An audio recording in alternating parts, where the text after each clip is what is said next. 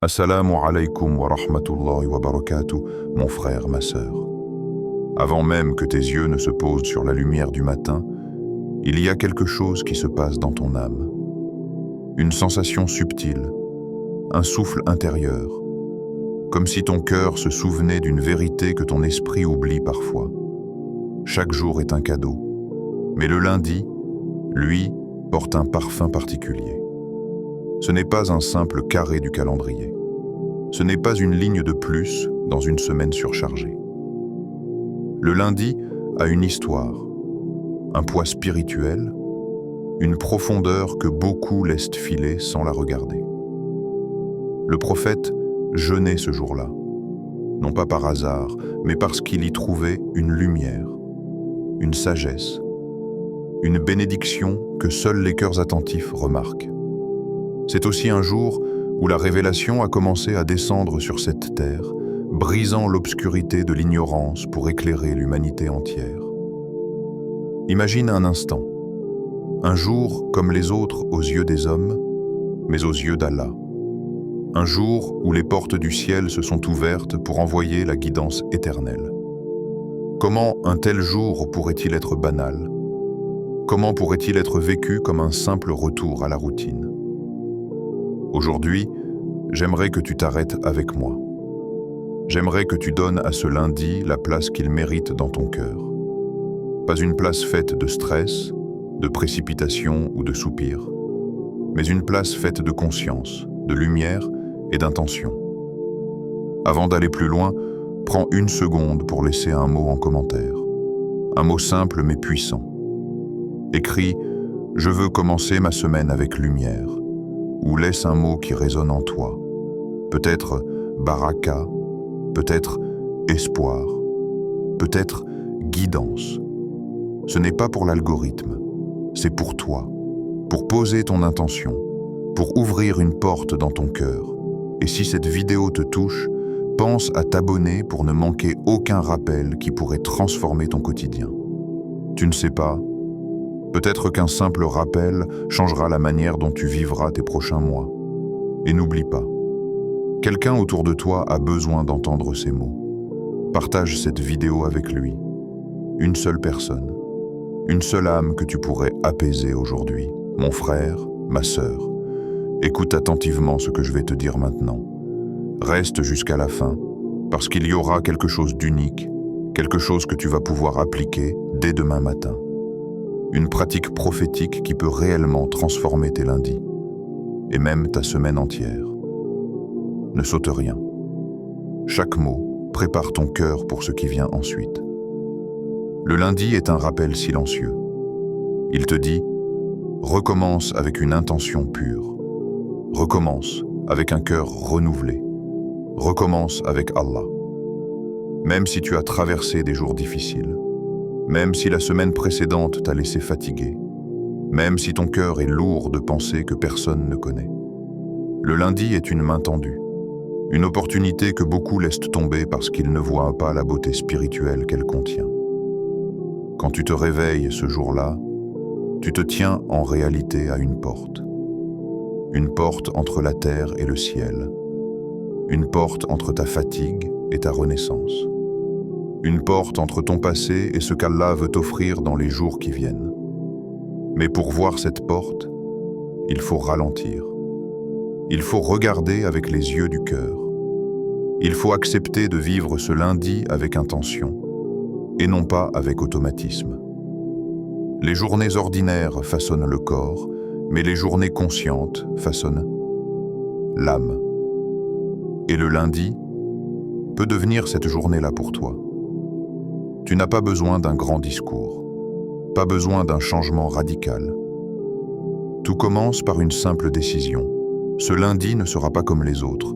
Je veux y mettre de la lumière. Je veux y mettre de la présence. Je veux y mettre Allah au centre. Prends ce jour, pose-le devant toi et regarde-le autrement. Tu n'es pas en train de subir le début de la semaine. Tu es en train de l'écrire. Tu es en train d'allumer un flambeau qui éclairera tout ce qui va suivre. Tu es en train de t'aligner avec ce que le prophète valorisait, aimait, chérissait. Quand tu commenceras à voir le lundi comme un cadeau spirituel, tu sentiras quelque chose changer en toi. Une sérénité, une direction, une clarté que tu croyais peut-être avoir perdue. Reste là. La suite arrive.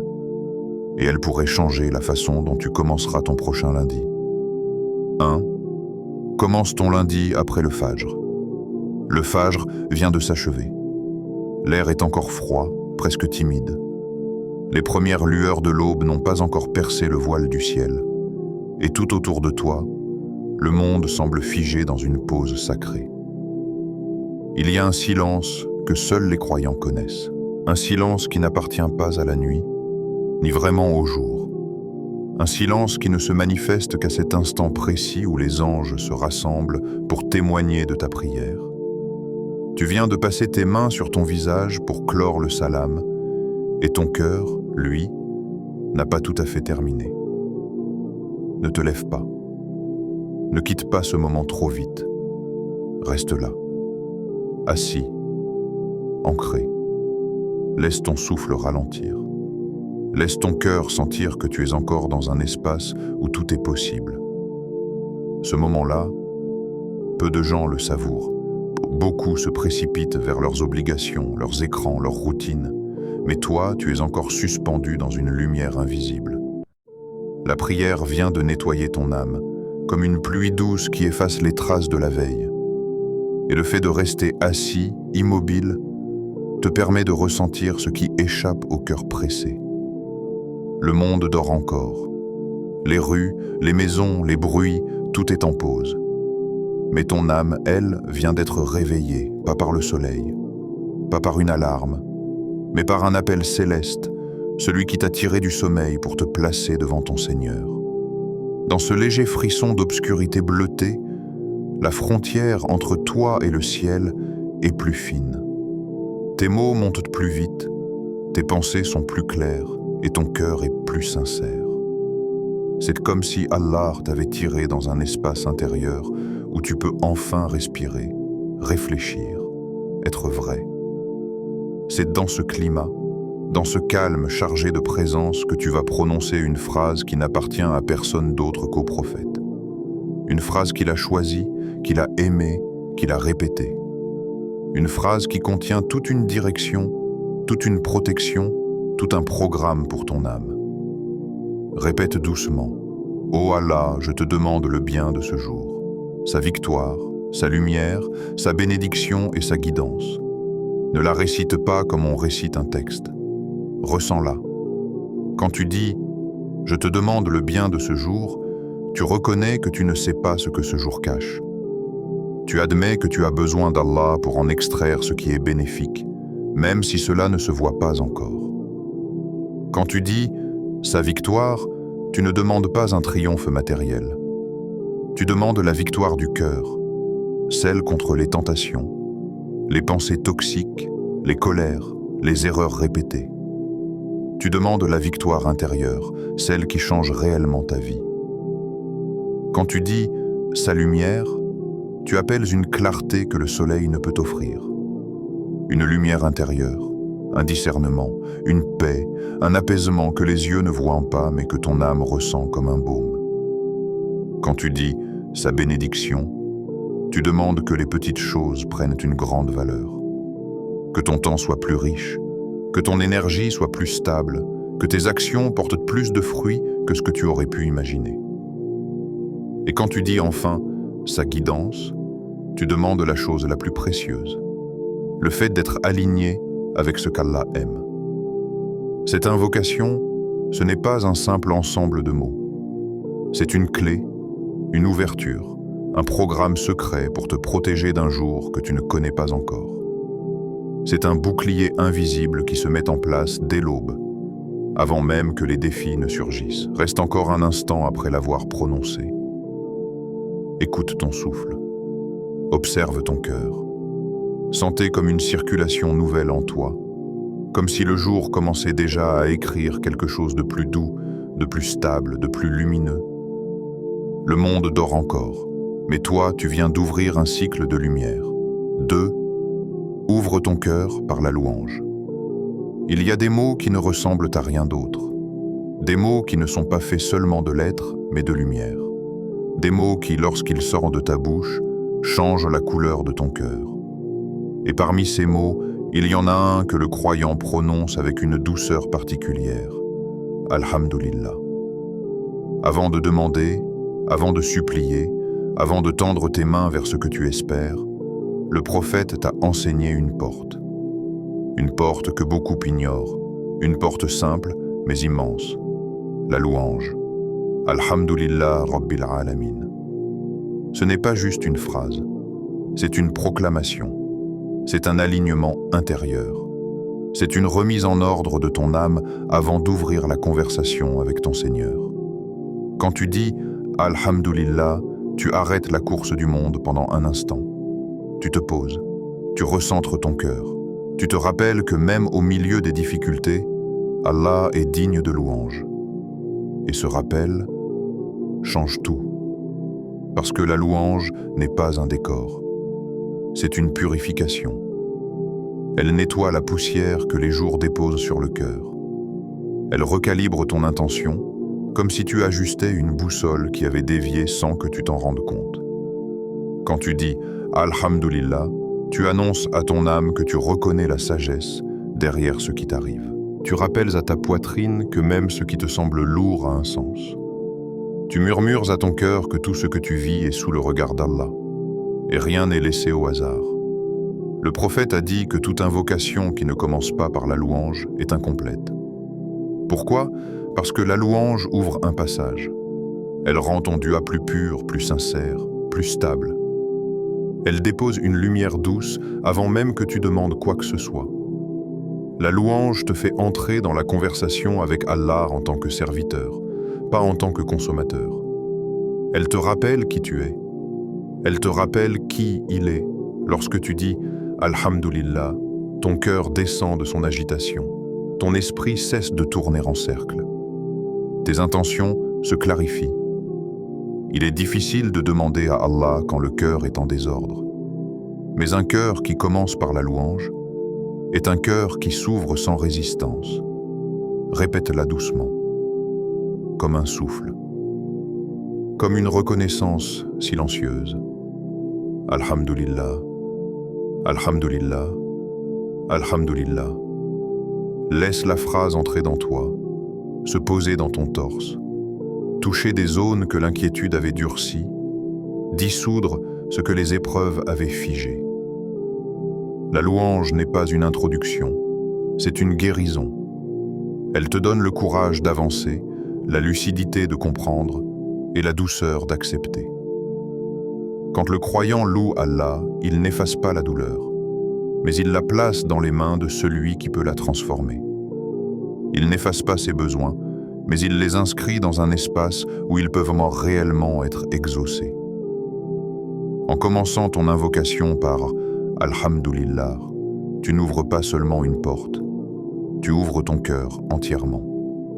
Et un cœur ouvert par la louange ne revient jamais les mains vides. 3. Invoque Allah avec ses plus beaux noms. Il existe un secret dans le doua que beaucoup de croyants connaissent avec leur langue, mais pas avec leur cœur. Un secret oublié, alors qu'il a été enseigné par le prophète, rappelé par les savants, inscrit dans le Coran encore et encore. Allah aime être invoqué par ses noms, pas simplement par n'importe quel mot, pas par des phrases vagues, mais par ses noms, ses portes célestes, ses miroirs de sa perfection, ces lumières qui dévoilent une facette de sa miséricorde chaque fois que tu les prononces. Quand tu dis « Ya Razzaq », tu n'es pas en train de prononcer un son. Tu es en train d'appeler celui qui nourrit chaque créature, depuis les animaux au fond des océans jusqu'aux nourrissons dans les maisons les plus pauvres. Tu parles à celui qui ouvre les portes que personne ne peut ouvrir et qui ferme celles que personne ne peut forcer. Ya Razzaq, ce n'est pas juste celui qui donne la subsistance. C'est celui qui donne la bonne subsistance, celle qui purifie, celle qui stabilise, celle qui construit ton cœur et ta vie sans que tu comprennes toujours comment. Lorsque tu murmures « Ya Razzaq », Accorde-moi une subsistance pure et bénie, ce n'est pas une demande financière. C'est une demande de lumière dans ce que tu consommes, dans les moyens que tu utilises, dans les résultats que tu reçois. C'est une demande de risque qui ne détruit pas ton cœur, mais qui le consolide. Quand tu dis « Ya Shafi », même si tu le prononces avec une voix brisée, tu appelles celui qui guérit sans limite. Celui qui guérit les corps, les âmes, les mémoires, les blessures invisibles, les cicatrices qui ne se montrent pas. Parfois, tu ne sais même pas où tu es blessé. Tu sens juste une lourdeur, une fatigue intérieure, une tristesse que tu n'arrives plus à définir. Mais lui, Allah, c'est exactement où ton âme saigne. Et quand tu dis « Ya Shafi », guéris ce qui est blessé en moi, tu mets toute ta vulnérabilité devant celui qui ne brise jamais un cœur qui se tourne vers lui. Tu ouvres un espace qu'aucun médecin, aucun psychologue, aucune parole humaine ne peut atteindre. Tu permets à Allah d'agir dans l'invisible, comme il agit dans le cœur des prophètes, des croyants et des repentants. Quand tu invoques le nom Ya Salam, tu invoques la source de toute paix. Pas une paix superficielle, pas une paix qui dépend des circonstances, mais une paix qui descend comme un voile sur le cœur, même au milieu d'une tempête. Ya Salam, c'est celui qui offre un silence intérieur, même lorsque la vie fait du bruit. C'est celui qui peut calmer un cœur que 1000 paroles humaines n'arrivent pas à rassurer. Quand tu dis « Ya Salam », fais descendre la tranquillité dans mon cœur, tu demandes une paix qui ne s'achète pas, qui ne se trouve pas dans les voyages, les réussites, les distractions. Tu demandes cette tranquillité unique que le prophète portait même dans les pires épreuves. Une tranquillité qui n'est pas passive, mais forte, solide, douce, enveloppante. Et puis, il y a Ya Hadi, le nom que tu ne dois jamais cesser d'utiliser. Car la guidance n'est pas une destination, c'est un chemin qui se renouvelle chaque jour. On peut perdre la guidance dans un moment de colère. On peut la perdre dans un choix impulsif. On peut la perdre sans bruit. Alors quand tu dis « Ya Hadi », guide-moi vers ce qui te plaît, tu demandes la lumière qui prend par la main, la lumière qui arrache aux erreurs, la lumière qui protège, la lumière qui montre la voie quand tu ne sais plus quoi faire. Ya Hadi, c'est celui qui a guidé Ibrahim dans la solitude, Moussa dans la peur, Younous dans le ventre de la nuit, et toi, dans tes hésitations les plus secrètes. Chaque nom d'Allah ouvre une porte. Chaque nom est une réponse à un besoin. Chaque nom est une clé qui débloque quelque chose dans l'invisible. Les noms divins ne sont pas des ornements. Ils sont des remèdes. Ils sont des directions. Ils sont des lumières qui descendent dans les cœurs ouverts. Quand tu invoques Allah avec ses noms, ton dua change de forme.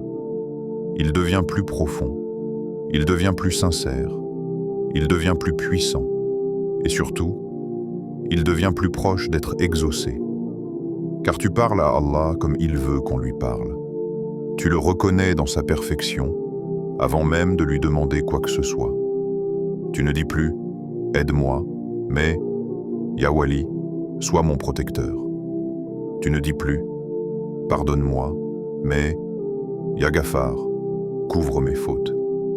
Tu ne dis plus « facilite-moi », mais « Ya Fata, ouvre-moi les portes ».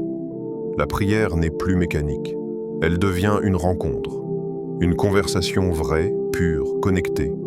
Et lorsqu'un serviteur invoque Allah par ses noms, les anges enregistrent son dua différemment. Le cœur change. Les mots prennent du poids. La supplication devient une lumière qui monte droit vers le ciel. 4. Sois précis dans ce que tu demandes.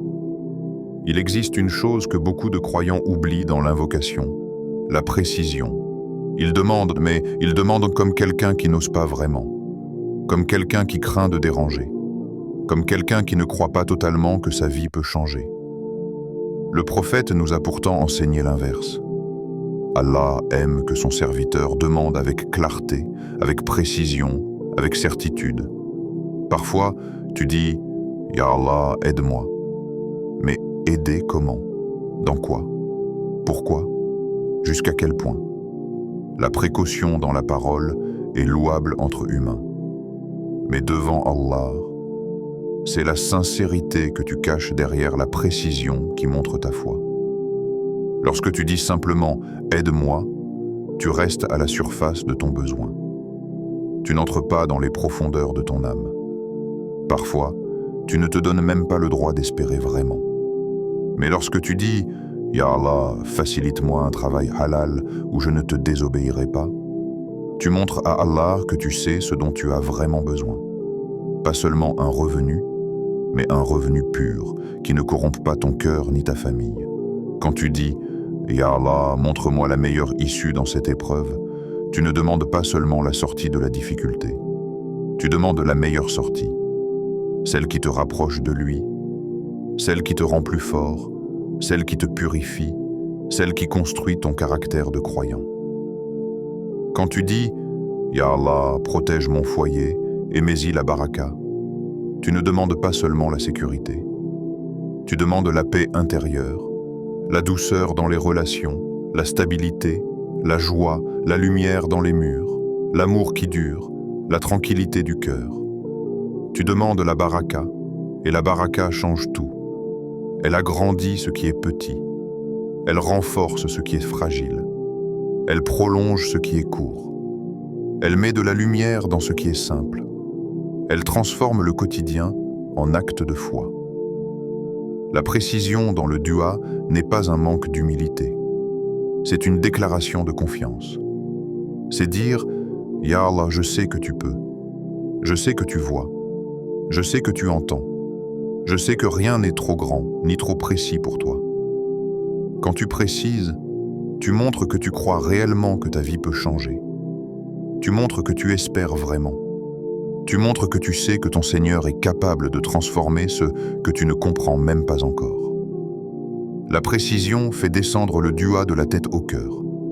Elle transforme une formule en conversation. Elle transforme une demande en confiance. Elle transforme une peur en espoir. Parfois, tu n'oses pas dire exactement ce que tu désires. Tu as peur d'être déçu. Tu as peur de viser trop haut. Tu as peur que ton dua reste sans réponse. Mais la peur d'espérer est une prison. Et l'invocation précise brise cette prison. Quand tu dis à Allah exactement ce que tu veux, tu lui montres que ton cœur est vivant, que ta foi respire encore, que tu crois que rien n'est impossible. Et Allah aime cela. Allah aime un serviteur qui espère. Allah aime un serviteur qui détaille. Allah aime un serviteur qui se confie totalement. Plus tu es précis, plus ton cœur est impliqué, plus ton dua devient authentique. Et un dua authentique ne reste jamais sans effet dans ta vie. 5. Invoque avec certitude, yakin. Il y a un moment dans la vie d'un croyant où il doit se poser une question simple, mais qui change absolument tout. Crois-tu réellement qu'Allah t'écoute? Pas de manière théorique, pas de manière intellectuelle, pas parce que tu l'as appris dans un livre, mais crois-tu, au fond de toi, que ton dua traverse les nuages, les mondes invisibles, et arrive devant celui qui n'oublie jamais une parole? Le prophète a dit « Invoquez Allah en ayant la certitude qu'il vous répondra ». Cette phrase ne ressemble pas à un simple conseil. Elle ressemble plutôt à une clé qui peut transformer la manière dont tu fais dua depuis toujours. Parce que la vérité, mon frère, ma sœur, c'est que beaucoup d'entre nous invoquent, mais d'un cœur fatigué, un cœur qui espère à moitié, un cœur qui dit « Ya Allah », mais qui murmure intérieurement « Est-ce que ça changera vraiment ? Est-ce que je mérite d'être exaucé ? Est-ce que ma vie peut réellement évoluer ? » Cette forme de doute ne ressemble pas à l'incroyance. C'est une fatigue, une lassitude, une blessure dans la foi. Un cœur qui a été déçu par les humains trop souvent et qui a fini par projeter cette blessure sur Allah. Mais Allah n'est pas comme les humains. Allah ne te met jamais en attente par mépris. Allah ne t'ignore pas. Allah ne détourne jamais son regard de toi. Il est Al-Mujib, celui qui répond. Il est As-Sami, celui qui entend. Il est Al-Basir, celui qui voit. Quand tu dis « Ya Allah », tu es entendu. Quand tu pleures devant lui, tes larmes ne tombent jamais sur le sol. Elles tombent dans la miséricorde. Quand tu demandes, il prépare une réponse. Peut-être une réponse visible, peut-être une réponse retardée, peut-être une protection que tu ne comprendras que des années plus tard. Mais une chose est sûre, ton dua n'est jamais ignoré. Jamais. La certitude, le yaqin, n'est pas une émotion. Ce n'est pas sentir quelque chose. Ce n'est pas avoir des frissons. Ce n'est pas être excité spirituellement. Le yaqin, c'est une position intérieure. C'est un ancrage. C'est choisir de croire, même quand le cœur est fatigué. C'est dire à ton âme, Allah n'abandonne pas ceux qui l'invoquent. C'est aussi arrêter de se comparer aux autres. Tu n'es pas eux. Ton histoire n'est pas la leur. Ton calendrier divin n'est pas leur calendrier. Ton test n'est pas leur test. Tu vois peut-être certains obtenir ce que toi tu demandes depuis des années. Et ton cœur, parfois, chuchote. Pourquoi pas moi? Pourquoi si longtemps? Pourquoi ce silence? Mais tu oublies quelque chose. Tu ne vois que l'extérieur de leur histoire. Allah, lui, voit les coulisses. Ce que tu appelles retard, Allah l'appelle préparation. Ce que tu appelles silence, Allah l'appelle sagesse. Ce que tu appelles épreuve, Allah l'appelle purification. La graine que tu plantes aujourd'hui pousse sous la terre. Et tout ce qui pousse sous la terre grandit en silence. La graine se brise avant de devenir une plante. Et toi, parfois, tu dois aussi te briser un peu, avant de te déployer. Tu ne vois pas ce qu'Allah prépare. Tu ne vois pas les chemins qu'il organise. Tu ne vois pas les dangers qu'il t'a retirés. Tu ne vois pas les portes qu'il est en train d'ajuster pour toi. Le yaqin, c'est d'avancer même sans voir. C'est de croire même quand rien n'indique que les choses changent. C'est de dire « Ya Allah, tu entends, tu vois, tu sais, et cela me suffit ». Ton dua n'est jamais perdu. Il continue de vivre, même quand toi tu l'oublies. Il voyage, il agit, il se dépose dans ta vie à des moments où tu ne t'y attends pas. Parfois, Allah t'exauce en te donnant. Parfois, Allah t'exauce en te protégeant. Parfois, Allah t'exauce en différant. Parfois, Allah t'exauce en remplaçant. Mais jamais, jamais, jamais, il ne t'abandonne. 6. Le secret, la confiance après l'invocation. Il y a un moment extrêmement important dans le dua que beaucoup oublient. Le moment après l'invocation. Nous savons comment lever les mains. Nous savons comment parler. Nous savons comment demander. Mais savons-nous comment reposer notre cœur une fois le dua terminé? Après que tu dises « Amin », il y a un espace intérieur qui s'ouvre. Cet espace détermine toute la suite. C'est là que se joue le véritable tawakkul. Le tawakkul n'est pas de rester immobile en attendant que le ciel te tombe dans les mains.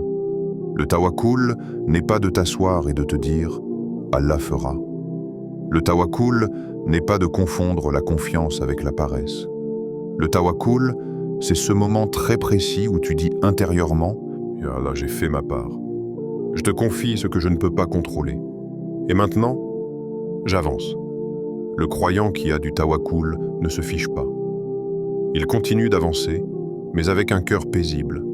Il agit, mais sans panique. Il fait des efforts, mais sans se torturer l'esprit. Parce que le tawakkul, ce n'est pas l'attente, c'est la confiance active. Regarde le prophète Musa lorsqu'il a quitté l'Égypte. Le danger était derrière lui, l'océan était devant lui. Aux yeux des hommes, la situation était impossible. Mais Musa n'a pas dit « Ya Allah, ouvre la mer » en s'asseyant au sol. Il a continué de marcher jusqu'à ce qu'Allah lui dise « Frappe la mer avec ton bâton ». C'est cela le tawakkul. Tu fais ce que tu peux, et Allah fait ce que toi tu ne peux pas. Quand tu termines ton dua, ton cœur doit entrer dans ce mode-là.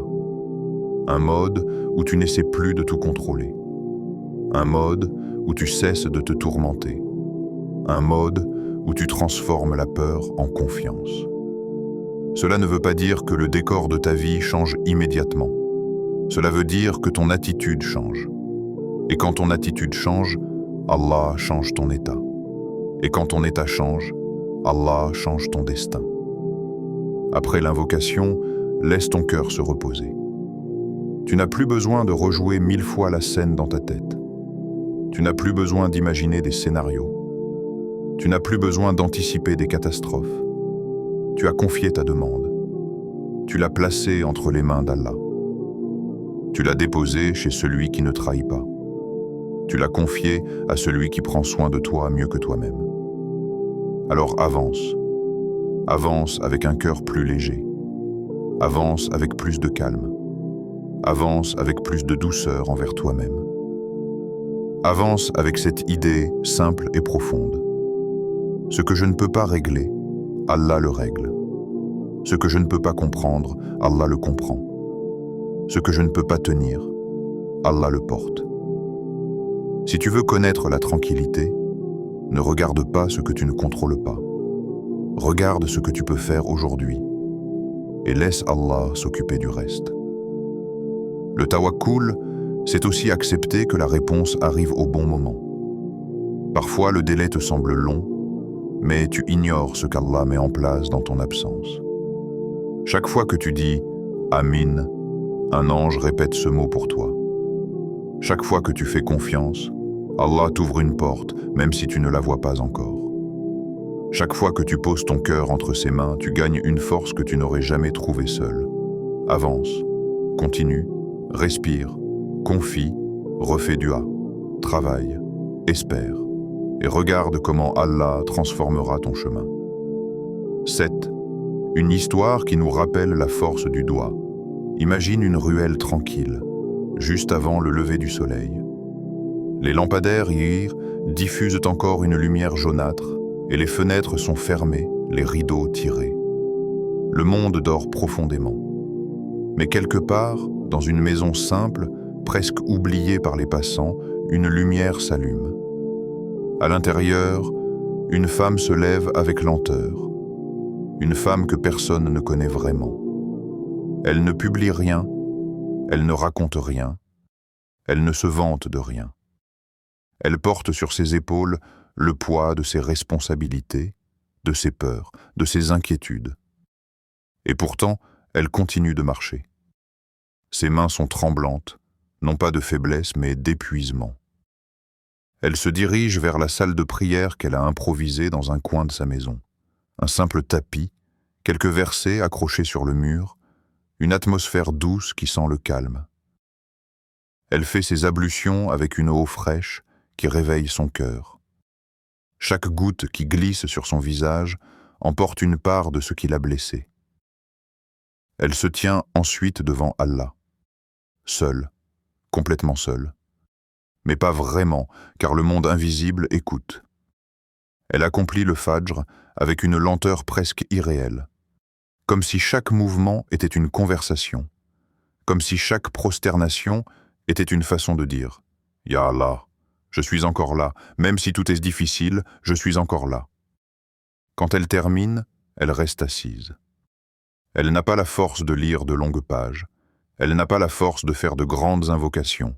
Alors elle choisit la phrase qui résume tout ce qu'elle porte. « Ya Allah, ouvre-moi une porte que je ne connais pas ». Elle répète cette invocation chaque lundi. Toujours la même, toujours avec le même tremblement dans la voix. Les voisins la croisent parfois sans la remarquer vraiment. Une femme discrète parmi tant d'autres. Certains pensent peut-être qu'elle n'a pas d'ambition. D'autres imaginent qu'elle vit une vie ordinaire. Personne ne sait ce qui gronde dans son cœur, ce qui l'empêche de dormir la nuit, ce qu'elle cache derrière un sourire poli. Mais Allah, lui, sait. Chaque lundi, chaque fajr, chaque larme déposée dans le secret, Allah les collecte comme un trésor précieux.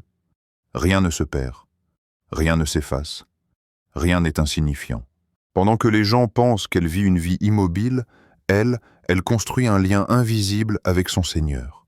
Et ce lien attire une miséricorde qui ne ressemble à aucune autre. Les humains jugent ce qu'ils voient.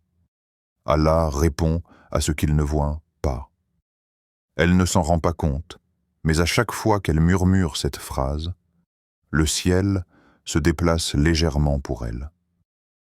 Les portes se réajustent, les chemins s'ouvrent doucement, le destin se réorganise sans bruit. Et un jour, cette porte qu'elle ne connaissait pas s'ouvrira. Peut-être par un événement inattendu, peut-être par une rencontre, peut-être par une facilité soudaine, peut-être par quelque chose de simple, mais qui changera tout. Parce que la réponse arrive toujours au moment où le cœur est prêt. Et pendant que tu écoutes ces mots, rappelle-toi que cette histoire pourrait être la tienne. Peut-être que ton inconsistance, ton épuisement, ta fatigue, tes questions sans réponse sont justement le terrain sur lequel Allah prépare quelque chose que tu ne comprends pas encore. Ton histoire pourrait être la prochaine. 8. Fais de ton lundi un début lumineux. Le prophète a dit « Les œuvres sont jugées selon leur début ». Ces mots semblent simples, mais ils contiennent une sagesse profonde. Ce que tu fais au début influence tout ce qui suit. Le premier pas détermine la direction. La première intention détermine l'énergie. La première parole détermine l'atmosphère intérieure. Et Allah t'a donné le lundi. Un jour qui revient chaque semaine. Un jour qui te rappelle que tu peux recommencer encore et encore. Il ne s'agit pas de faire de grandes choses. Il ne s'agit pas de bouleverser ton quotidien. Il s'agit de donner à ton lundi une couleur spirituelle. Imagine ce lundi comme une feuille blanche, une page neuve, un souffle pur, une possibilité que tu n'as pas encore écrite. Quand tu te réveilles, ne laisse pas les pensées du passé envahir tout. Ne laisse pas les soucis s'imposer avant que tu n'aies placé Allah au centre. Ne laisse pas la fatigue devenir ton premier langage. Dis simplement « Bismillah ». Ce mot est un départ, une protection, une lumière. Quand tu dis « Ya Allah, fais de ce lundi une source de lumière », tu n'invoques pas un changement extérieur immédiat. Tu demandes que la lumière devienne ton filtre, ton regard, ton état intérieur. Tu demandes que ta semaine commence avec clarté, que ton cœur ne porte pas ce qu'il ne peut plus porter, que ta voix soit plus douce, que tes décisions soient plus justes, que tes pas soient plus alignés avec ce qu'Allah aime. Quelque chose de subtil se passe lorsqu'un croyant commence sa semaine avec une invocation sincère. Les choses ne deviennent pas parfaites, mais elles deviennent plus légères. Le chaos devient compréhensible. Les épreuves deviennent supportables. Les moments simples deviennent précieux. Les portes s'ouvrent. Les intentions s'affinent. La baraka s'installe. La baraka, c'est ce secret qui transforme ta semaine sans que tu comprennes comment. Ce n'est pas que tu travailles plus, c'est que tu travailles mieux. Ce n'est pas que tu reçois plus, c'est que tu reçois utile. Ce n'est pas que tout devient facile, c'est que tout devient plus clair. Quand tu donnes à ton lundi une intention lumineuse, tu changes ton rapport au temps. Tu ne subis plus la semaine, tu la construis, tu la sanctifies, tu l'orientes, tu en fais un acte d'adoration. Chaque lundi, Allah t'offre une opportunité de recommencer, une opportunité de rafraîchir ta foi, une opportunité de réaligner ton âme, une opportunité de dire « Ya Allah, guide-moi dès maintenant », afin que tout ce qui suivra soit porté par ta lumière. Et si tu fais cela sincèrement, quelque chose changera. À l'intérieur d'abord, puis autour de toi. Mon frère, ma sœur, le lundi n'est pas un jour de stress, mais un jour d'espoir.